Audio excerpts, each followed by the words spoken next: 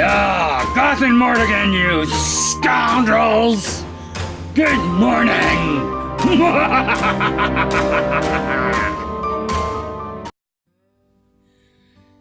Hey, scoundrels! How's it going today? Today we're going to talk about making stir fries in your van. Now, this is a high carbon steel wok. When you're watching me cooking, I say stainless steel. That's a mistake.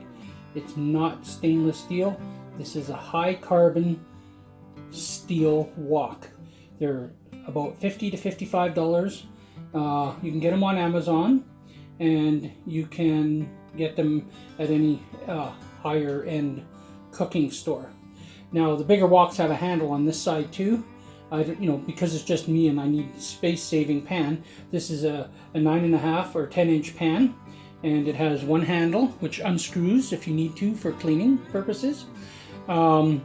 This pan will be the only wok you'll ever buy again. This should last you a lifetime. Now, this one, my seasoning's kind of wearing off on this one. I need to re-season this pan, but if you need to learn how to season your high carbon steel wok, you need to go online and look. It's really easy, and there's thousands of videos on how to do it. And as you can see, this side of the pan is still seasoned pretty good. You can tell by that dark look. The uglier the pan looks, the better. That's what stir fries are about. So enjoy the video. It's not a long video. Please watch the video to the very end so you can see how pretty that plate looks at the end and how easy it is to make stir fries. Skål!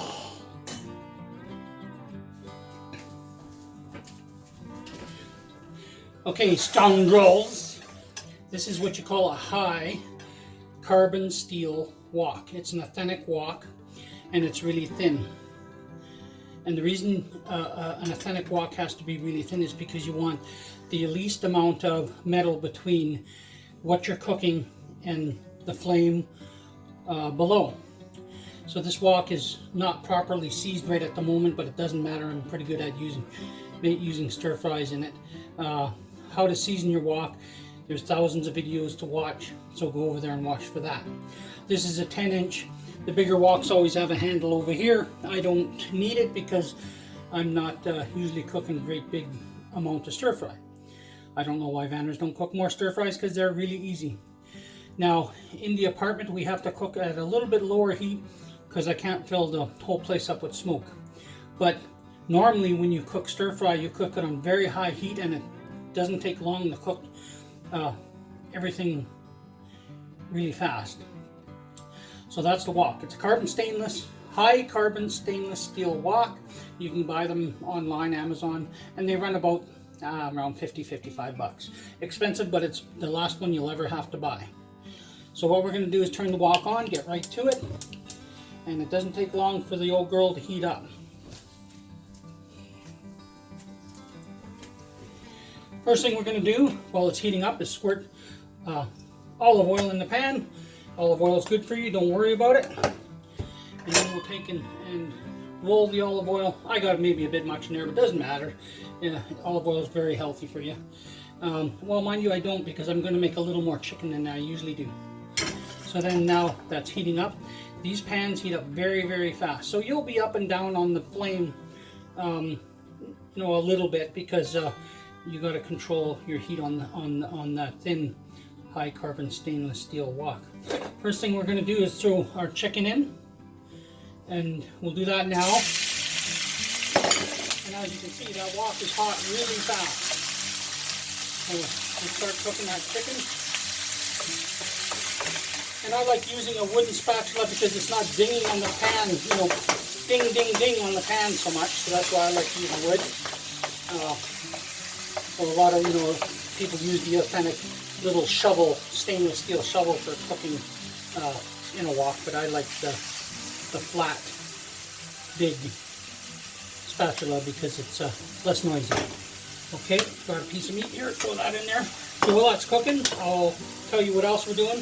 We're putting in half a cup of onions, half a cup of leech, and a little bit more than half a cup of mixed vegetables, which is pepper, onions, green pepper, and green beans. Okay, so half a cup of each to keep the amount, down to a reasonable level.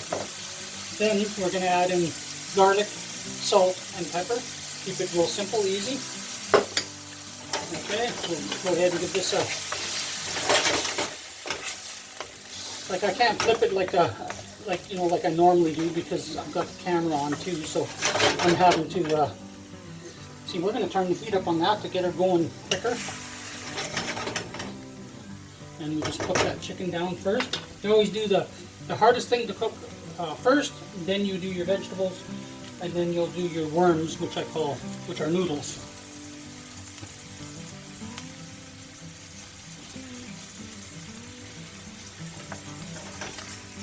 Okay, so then we keep the cooking process going. This chicken was slightly frozen still, so that's why it is taking a little bit longer. But that's okay. We'll get her down. It won't take long. We'll crank the heat completely wide open. You see she's going to cook up really nice.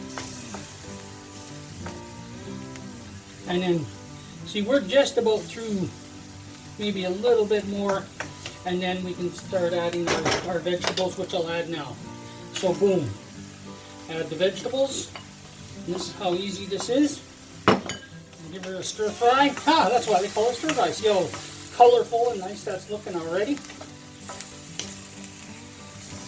Really, you need 2 pots in your kitchen to cook. I cook non-stick eggs in this pan. You just learn how to do it and it can be done. You need 2 pans in your house, which is a wok and a normal pot, and you can cook just about every meal you ever wanted in those two pans. So if you have this wok, and these are going to be the noodles we're using, and a pot like this, you can fry in this thing. You can do everything you need in this thing because it's fairly big, and then the pot for boiling because you don't really want to boil too much in a stir fry wok. But these 2 pans, I do everything I possibly can with in the kitchen. And so if you're living in your van, that means you don't need a whole bunch of pots, do you?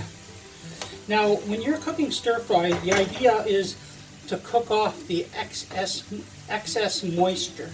So that's what we're doing. As you can see, there's quite a bit of water in there because my vegetables were frozen. That's okay. We'll just keep the heat on until that excess water is gone. And that's what makes it so quick. And we're on like full-blown high right now. Camera's still on, still working. So, these are egg noodles. They're fairly healthy for you if you want to stay away from the bread. You get 6 package, which 6 bricks, and when I make a stir fry, I cut each brick in half.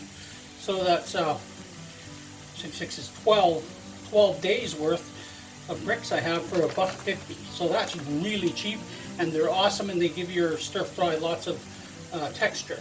And I call them worms, but they're the instant noodles, Rooster instant noodles, $1.50 at the store. Okay, so now we got to add salt, pepper, and garlic.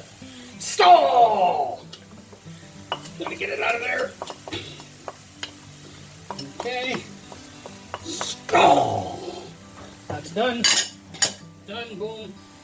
And we'll just keep cooking away. See, this is why we added those frozen vegetables fairly early, even though the chicken wasn't quite done yet, because there's a lot of moisture in there, so that's going to keep the chicken moist and cook everything all at once. The second that moisture's out of there, this dish is pretty much done. Just so you know. So now, the last thing we're going to add is the worms. The rooster noodles, right? We add the worms to that. Yum, yum, yum. I mean, skål! Okay, boom. So my secret trick to stir fries is I don't like soy sauce because there's so much salt in it. And I like using instead Worcester sauce. A lot of people don't know that. Worcester sauce, when cooked down, caramelizes a little bit, and it makes your stir fries just awesome. Just awesome. So see, we basically have now got the moisture just about cooked out of there. That's how fast it is. Now, This is not soy sauce, even though it's a soy sauce bottle, but I have it full of Worcester sauce, and Worcester sauce is my secret ingredient. So I just pour that on there. This is quite a bit of stir fry, which I'm making more than I usually do because of the video. I dribble to taste, some Worcester sauce in there. So we've been cooking the whole time on high heat. You don't walk away from this because when you stir fry, you can't. And this will be just like one of those noodle boxes you get when you order out Chinese food, right?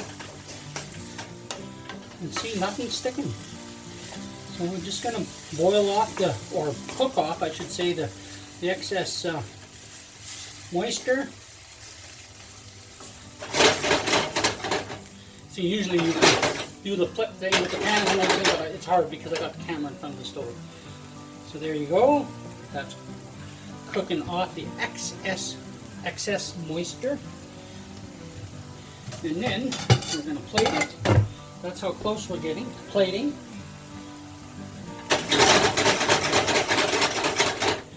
Oh, isn't that looking good?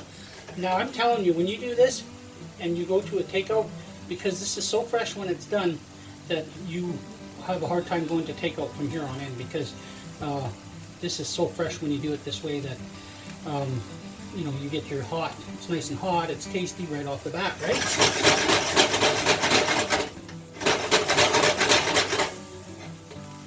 And you can just take and scrape to the bottom a little bit, see how much moisture there. See, as we're just boiling off or cooking off the last of the excess moisture. You know, it's still moist when you're done, but you just don't want, you know, you don't want a bunch of liquid, right? And boy, oh boy, I'll tell you, this is very, very yummy. And look how fast that was. Why can't you get on your camp stove and do this in your van? Now, I could have done this in my van, but I'm cooking in here today, so what's the difference? I mean, just because I'm cooking inside doesn't mean I don't love van life.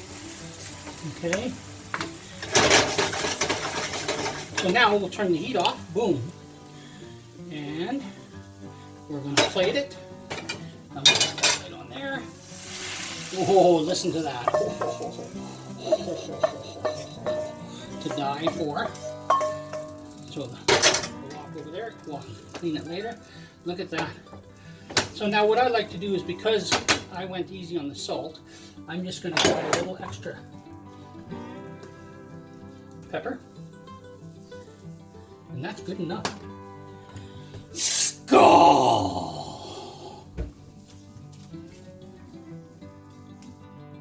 Skål!